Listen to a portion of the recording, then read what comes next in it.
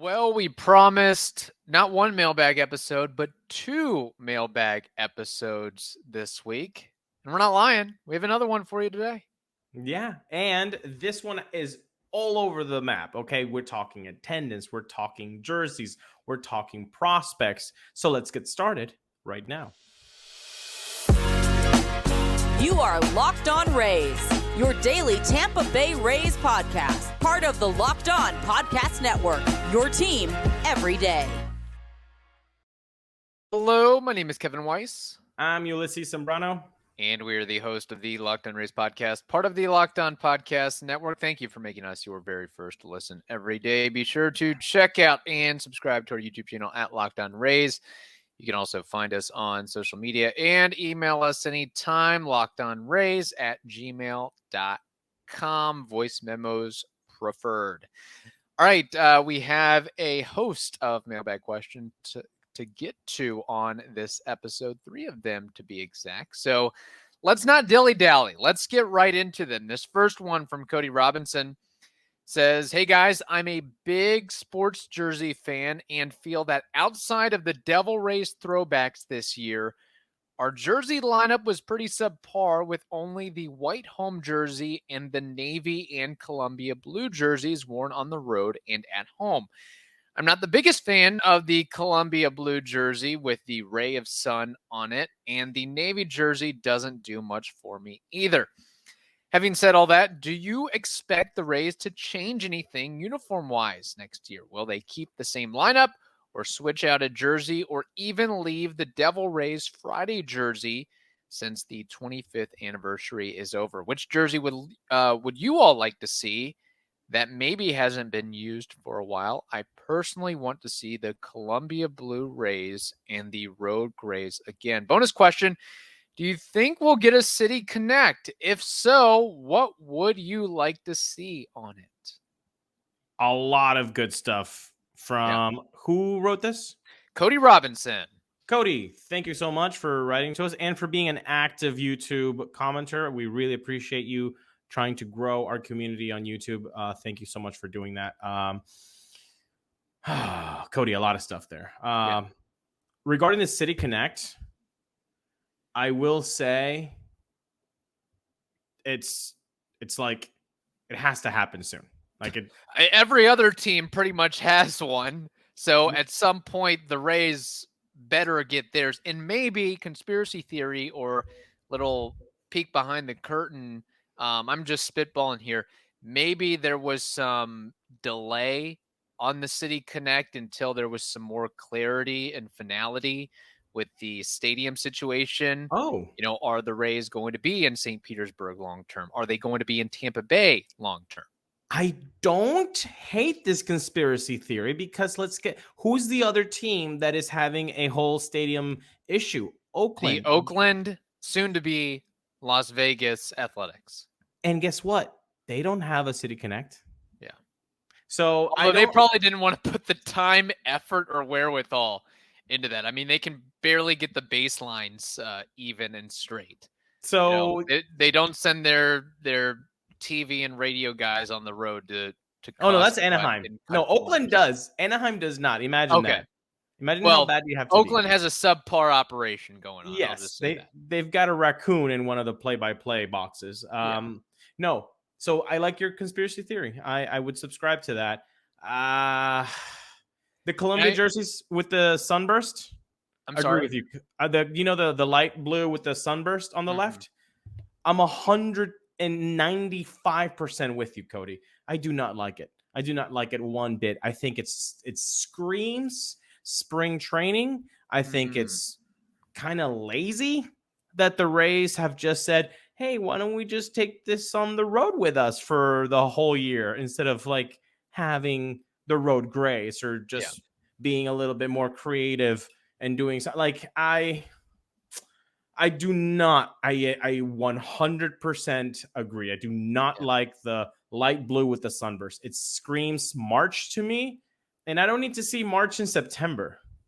No, it's a little stale for sure. I mean, Cody, again, you put a lot of points and questions in there regarding the jerseys, which I like. We appreciate, not just having to focus about things on the field. What's a guy's OPS and Yeah. ERA and all that. One thing I am curious about is if and when the jersey patch will come to fruition, if the Rays will find a suitable partner and buyer for that. I think it's inevitable that that'll be an option down the road. I personally have always been a fan of the black throwback Devil Rays jerseys and the purple throwback Devil Rays jersey. I like that look, and throwing it in every once in a while, I think, is a nice treat.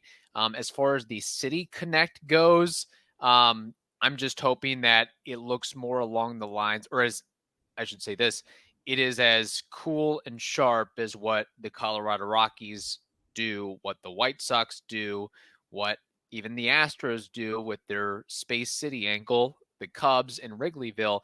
I have a feeling that, well, obviously the Rays want to tie this to St. Petersburg/Tampa Bay.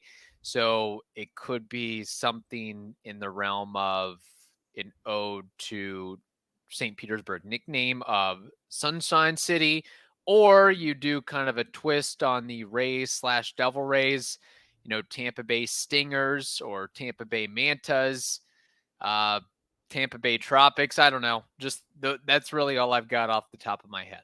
But No, I'm hoping it looks sharp and it kind of fits into the theme of some of the other City Connect jerseys. I hope they don't, flop it and turn it into Boston Red Sox, which is just a joke. Like I want it to be something where it's like, okay, I want to go out and buy that, or I want to see that, or I want to get my hands on that. yeah, that's the one requirement. I want it to be cool enough that I'm like, I'm buying that. Yeah, I'm buying that jersey. Like that's all we can hope for. So I want it to be creative. I want it to feel new. I want it to feel fresh, but I also want it to feel like a friend that I've known for a long time, and something that harkens back to the history of what the team is, and somehow connected to the city. If that's Tampa, if that's St. Pete, if that's both of them, if you can find some communality between both and then kind of join that, I think that would be fantastic. But it's in the little details, like with those jerseys, those City Connect jerseys. So I'm sure it's going to be awesome. I can't wait for it. But you said something I really liked. Can we switch the light blue Columbia Burst for the black Devil Rays throwback jerseys? I'm for it. That's sexy. Yeah. I like that look. Yeah. And maybe that's something that they incorporate with the City Connect. If I had to guess, there will be maybe some sort of tie-in with beaches, with palm trees, with some sort of crustacean, whatever a manta ray or a devil ray is, some sort of underwater element. Pause. Would you be okay with the Rays saying we're not going to have Devil Rays whites on Friday, throwback Fridays for Randyland? We're not doing that anymore. We're doing home whites, but we take away the light blue burst, and we're going to give you either the throwback from Friday or the black throwback. What do you say? Yeah, I'd be fine with any and all of that, because I am not as invested and concerned about what the players on the field are wearing day in and day out. I just think the Devil Rays jerseys are cool, but normally I really wouldn't give much of a hoot. I just want them to win in whatever jersey or uniform that they're comfortable in, and just whatever the players like and enjoy and appreciate, I'm for that. So I want to hear again. I go back to the Deion Sanders quote: "Look good, feel good, play good, they pay good, live good." So if the players feel like they look good in whatever they're wearing and donning, then it should snowball in a positive direction from there. Pretty sure they had a really good record on throwback Fridays or flashback Fridays. Right. With those Devil Rays jerseys. I think they only lost 3 times or 4 times like this year. It was something nutty. But I understand what you're saying, that it's not important. I'm not saying it's not important. I mean, I guess it is. I just don't care all that No, much. I know, Yeah. and that's fine. I want to hear you two people. Which one is? I want to hear your favorites and your least favorite. So again, we have the home whites, we have the Devil Rays flashback, the navy blue, and then we have the light blue with the sunburst. I want to hear what's your favorite jersey and what's your least favorite of those 4 options. Go. Very good. There's another point on the jersey conundrum, but I lost my train of thought. I was just thinking that, I just want to, with the jersey patch thing, like I just don't want the uniforms to become like a NASCAR outfit. So that's really my biggest bugaboo and concern with all that. I will now I know where I was thinking. Did the Rays sell any merchandise of the throwbacks and the names of modern players? Like, could you get a Randy Arozarena jersey or jersey in the throwback uniforms? I assume you want to can. say yes. Okay. Yeah. Because I would be more apt to purchase something like that. Yeah. Just for a little change up. So, all right, we have more questions to get to. Thank you, Cody. And we have to tell you this: October baseball is back, and you can make your postseason debut with FanDuel. It is America's #1 sportsbook. Join FanDuel today, and you'll get started with $200 in bonus bets guaranteed when you place your first $5 bet. Just visit FanDuel.com/lockedon to create your new account. Then you can get in on the action from the first pitch until the very last out. Bet on everything from strikeouts to home runs to who will win the dang game. And if you don't want to wait the whole game to get your W, well, what you can do is predict what will happen in the next at-bat with a really awesome feature called Quick Bets. So head on over to FanDuel.com/lockedon, LOCKEDON right now. Step up to the plate this postseason with $200 in bonus bets guaranteed. Make every moment more with FanDuel. They are the official sports betting partner of Major League Baseball. Okay, question number 2 on today's episode from Harrison. Harrison says, Kevin and Ulises, I am not an OG listener, but I haven't missed an episode in the last year and a half since I found you. I know we got roasted nationally for the low attendance at the 2 home playoff games this year, and really, rightfully so. I wonder, though, what percentage of attendance at Rays games are children, and how many did not go because it was a Tuesday and Wednesday and parents didn't pull them out of school to go and therefore didn't go themselves because of school and after school sports, practices, events, etc. I did buy tickets for the ALDS, now refunded, and not the wild card because of my daughter's school schedule, knowing we could never get there without pulling her out early. The first ALDS home game would have been a 4:30 p.m. start, which we could have managed. Thanks and love listening to you two. You do a great job. Well, thank you, Harrison. We appreciate the comment and questions and takes there. Yeah, thank you, Harrison. That's awesome. I'm glad that you found us and we have become part of your routine. That's really cool. That's really awesome. And we don't take that for granted. So really, thank you so much. Yeah. Just going back here to Harrison's point, 19,704 on Tuesday, 20,198 on Wednesday. God, it should be both combined. Yeah. For one.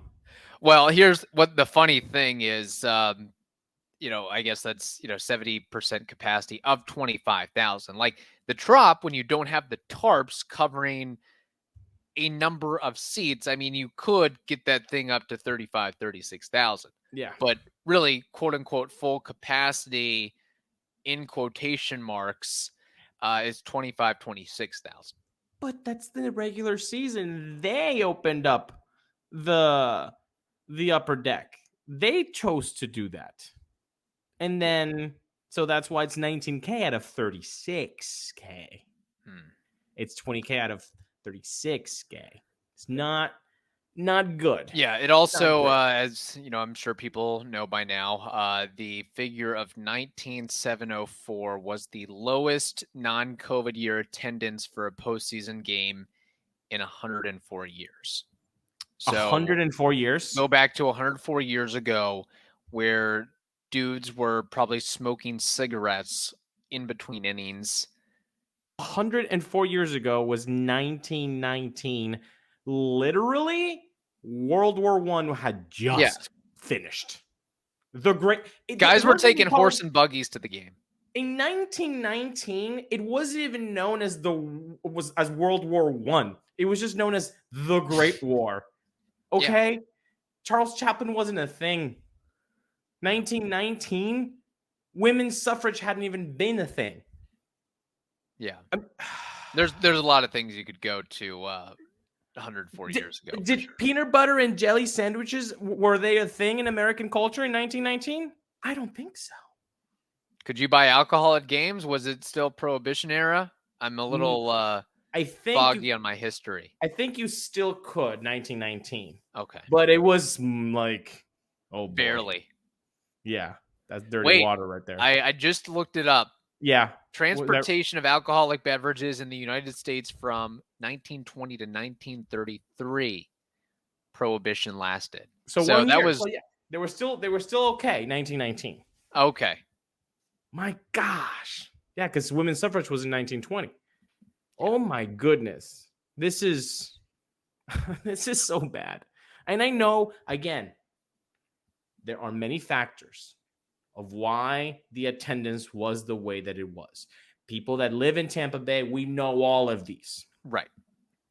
I'm not even going to get into it. You guys. Well, I think some points that maybe have not been mentioned as much as kids in school. There was short notice. It's middle of the day. You basically have to take the full day off for Tuesday and or Wednesday. I'll add this.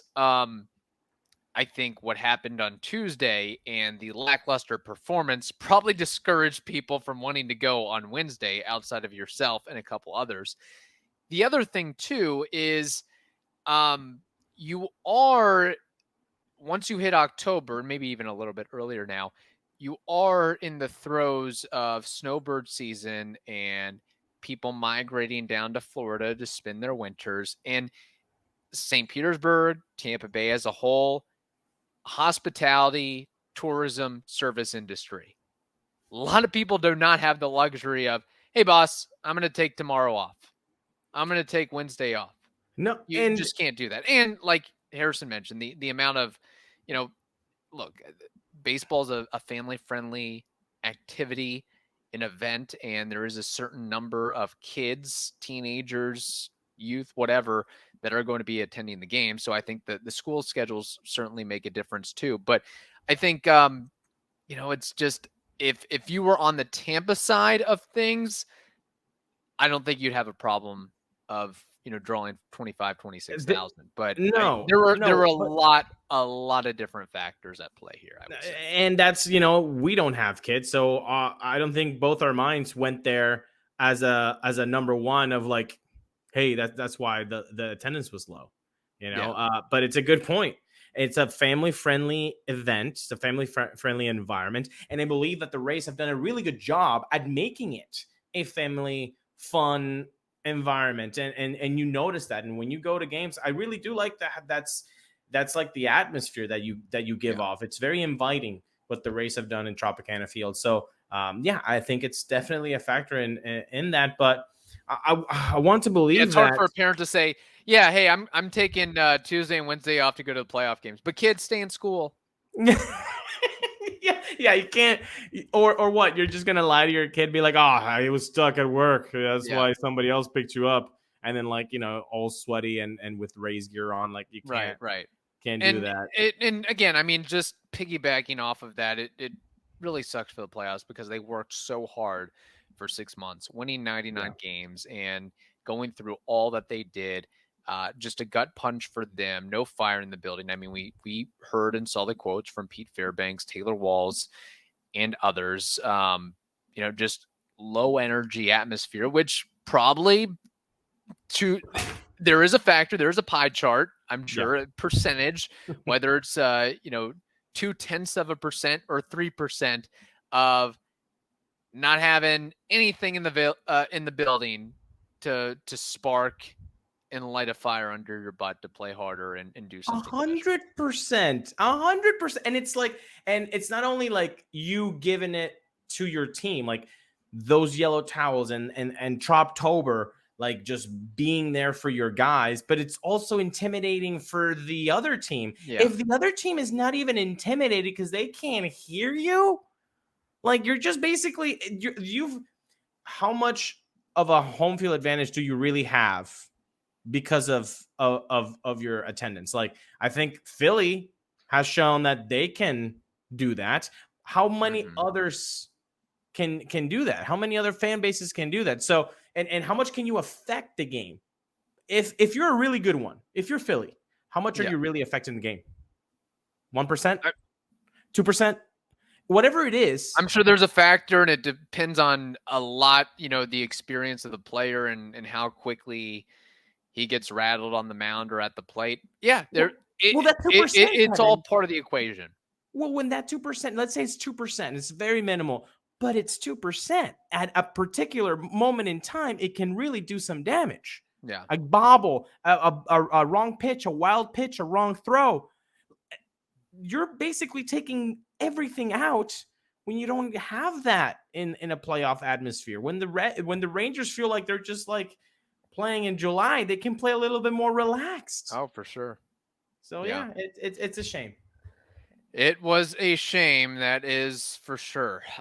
So hopefully that isn't the case next season. Hopefully MLB gives us a little bit more notice. Probably not though, and hopefully they give us a better time frame. But that probably won't happen either. So my idea again, if the Rays are under the impression and realize, we're not going to have a full building, just start passing out tickets left and right. Call all your corporate sponsors, say, here's 250 tickets, hand them out to your employees, make it work. Just flood the Trop. Just walk in. We welcome you're sick, you're tired, you're tired. Yeah. You're rested, you're poor. Look, and besides that, I think if you're a Rays fan, you've got a great alternative, which is using Gametime. Because if you have to go to the Rays and you can just be like, you know what, I'm pretending to be sick today, I'm using Gametime. I'm using Gametime because they can help you find tickets without any frustration, without any, oh my gosh, look at this tab. I got to tap this thing. I got to write. No. So easy to use the Gametime app in last minute tickets. You've got flash deals. You've got zone deals. This is the Gametime app for you, and they're obsessed with finding ways to help you save money on tickets. Gametime has deals on tickets right up to the start of the event and even an hour after it starts. Okay, it's the place to find last minute seats. So perhaps before you do it next playoff game, maybe you have a whole year to go somewhere fun and you can use Gametime. You can take the guesswork out of buying tickets with Gametime. Download the Gametime app today, create an account, and use code LOCKEDONMLB to get $20 off your first purchase. Terms apply. Again, create an account and redeem code LOCKEDONMLB for $20 off. Download Gametime today. Last minute tickets, lowest price guaranteed. All right, this final mailbag question from Jonathan. Jonathan says, two-part question here. One, when do you think Kevin Cash will get an extension? I understand we are at the end of the season and we didn't win it all, but he has done a tremendous job. Number two, from watching Charleston the last couple of years, outfielder Shane Sasaki and infielder Willy Vasquez stuck out as having the tools last year as being a major leaguer. Do you think there's a chance they will get a look in the next year or so? Also this year, Xavier Isaac did a great job. What do you think his chances are of moving up to AAA? Love the show. JJ from Hilton Head, South Carolina. Big golf country out there. So if somebody wants to purchase me a plane ticket and round of golf, I would not be opposed to that. But Jonathan, thank you for the questions. Jonathan, thank you so much for writing to us. I'm glad that you're able to get to see some minor league baseball and the start of tomorrow. That's awesome. Very jealous in a healthy way of you getting to do that. Mm-hmm. So let's do, well, the Kevin Cash part, I think we've already talked about on Monday's episode, correct? Yeah, I mean, as far as the timing of when that extension comes, he signed through 2024.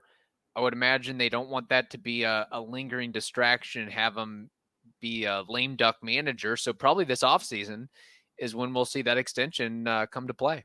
Yeah, and I think, I don't know, I don't think managers are like players like, I am not going to talk about my contract status throughout the season. Yeah. Like, I think if it happens in June, it happens in June. Right. You know, I don't think it's going to be a big deal. But I would imagine that they want to try to wrap it up Yes. sooner than later. So there's Yes. not that distraction and not that focal point of, are they real?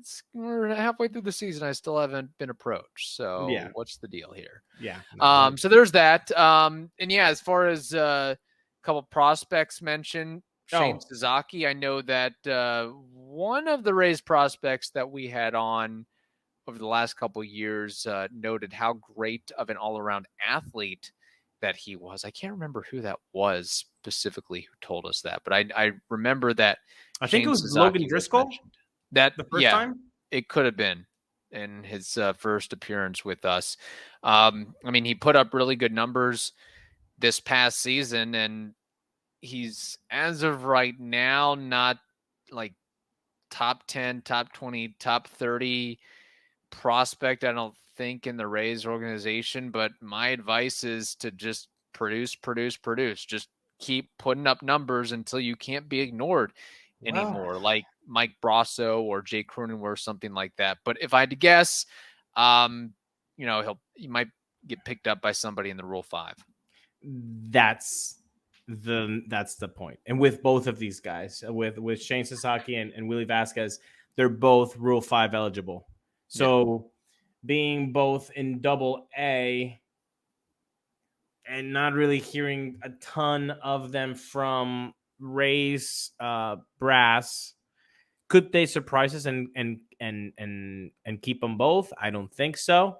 Like add them into the 40-man, I don't think so. I mean, that's just I just don't think very, there's very enough difficult room, quite frankly. No, there isn't. And here's the other thing too, with just one thing quickly on Willy Vasquez. I didn't really mention him, but I mean, he has the look, the build, great bat speed. But I know there are questions about the angle of his swing translating to the upper levels of the minors. And I mean, the Rays have kind of been through this with Greg Jones of tooled up freak athlete, but at some point you have to translate that into production and results. Like, you can't have a 700 OPS in A-ball or Double A and expect us to, you know, keep trotting you out there. So I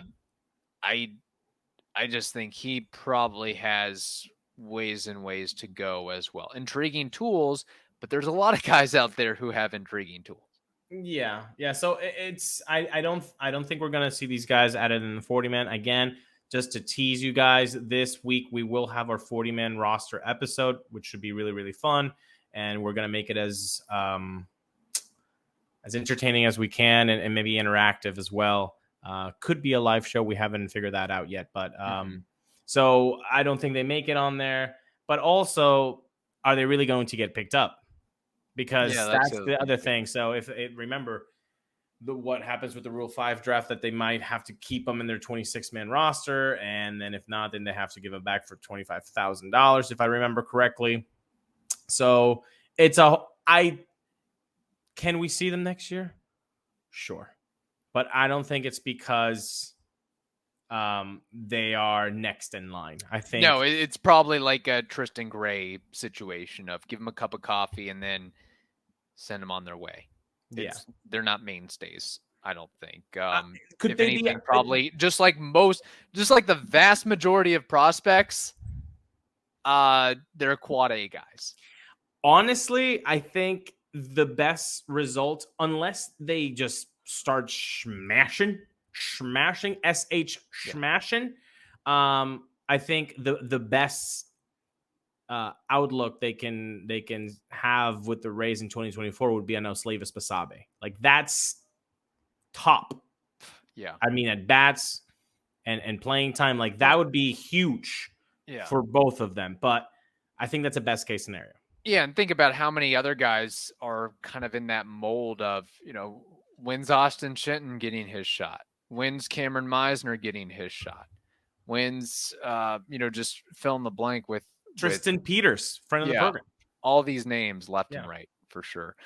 Now Xavier Isaac, I think that guy is a legit prospect. He's already risen up the ranks as top 5, top 10 in the organization. Now, as far as him making or reaching AAA next season, I know the Rays are more willing to promote and elevate guys quicker than ever before, but let's also keep in mind it was his first season of pro ball, drafted out of high school, just 19 years old. And I believe he finished the season in Charleston. So I guess it's possible. I think it'd be more of a cameo type of thing in AAA than anything, but man, he can hit. And I just love the Rays thinking outside the box and going away from the, hey, let's get the super athletic middle infielder type. We need a basher. We need a masher. And Xavier Isaac at 6'4", 240 pounds, only going to play first base, maybe relegated to DH. We'll take it. We need a middle of the order thumper down the line, and we think this kid could be it. So, I mean, he was the highest drafted first baseman, basically, in that draft, and probably, overall. You just don't see guys. I just like what they did. Kind of, going a different route than they and so many other teams have beforehand. And themselves too. It's nice to get away from your mold, and they went high risk, high reward, and hopefully the reward comes. It was high risk. Now, can the reward come? If you watch his videos from this year, go watch. If you haven't, go watch them. They're fun. He's a fun dude to watch smack a ball 400 plus feet. Like, it's really, really cool. Now, I will say, according to the AAA thing, will we see him? He's 19, fresh out of high school. Like, I got 3 words for Jonathan. Let him cook. Yeah. No. Take your time. Do not skip a step in the developing of this young man. Let him get as much adversity as he can in high A, double A, triple A, everything that he can experience, so that once he's in MLB, which is going to be a culture shock of industry in of itself, he at least will have some semblance of, I have kind of seen that before, even though like 99% of the stuff he's going to see he has never seen before. But let's help him as an organization and as a fandom for that 1% that he does have a semblance of. Let's give him that because again, this team won 99 games. I don't think Xavier Isaac is a savior by any means. So let him cook. I think that's fair. Now, I was mistaken. He did play 12 games in Bowling Green this past season. So the majority of his season was at Charleston, then got the brief bump up to high A ball. So he still needs, another 40, 50, 60 games in Bowling Green before the promotion to double A. And like you mentioned, young, fresh out of high school. He's got a lot of instruction and a lot of learning to do. Just get rep after rep after rep, soak as much as you can, and go from there and keep putting up big numbers. I mean, he had a 903 OPS with 19 homers and 77 RBIs in the minors this season at 19 years old. Also, look, he is not a speedster by any means. In fact, that might be his worst quality is his straight line sprint speed, but he somehow, some way had 12 stolen bases. I mean, maybe the larger bases did something, or maybe he went on some sort of strength conditioning speed. He does look better. Again, watch those videos. He does look better than what had been advertised, which speaks to his work ethic, which speaks to why maybe the Rays were willing to go high risk, high reward, because they knew that this kid was going to put the work in to get better, not only baseball, but physique wise. Like, awesome for him. Again, if you have 10 minutes today, Rays fans, Google Xavier Isaac, and you're going to love what you're going to see from him smacking the ball. Yeah, he's definitely a specimen and fun to watch, and hopefully becomes that 30 homer guy that the Rays are looking for. But we shouldn't be looking at him as the answer in 2024, 2025, maybe 2026, 2027. And that's still probably pushing it a little bit. So maybe, So research him, check him out, and those other prospects as well. Good question there from Jonathan. And I'll also add this about Xavier Isaac. I think it probably helped him in some shape or form of Charleston being just 4 hours from his hometown of Kernersville, North Carolina. I think that probably made the transition a little bit easier for him, knowing friends and family are just a couple hours away. Now, when you get to Bowling Green and then you get to Montgomery and then you get to Durham, I honestly don't know the geographic comparisons between all those areas, but you're going to have to grow up a little bit and things are going to change. So there's a lot of learning and developing to go for him, but he could be not as fast of a riser as Junior Caminero, but he does have momentum on his side for sure. And where did this guy come from? We did not expect this soon from him. And I think we're starting to see some of that. So, all right. Great questions there. Hope you all enjoyed. Stay tuned for what we have on the rest of this week, the 40-man roster crunch, and maybe an episode or two with Evan Klosky as well. Stay tuned for all that. Hope you all have a wonderful day. Stay safe, and we will talk to you tomorrow.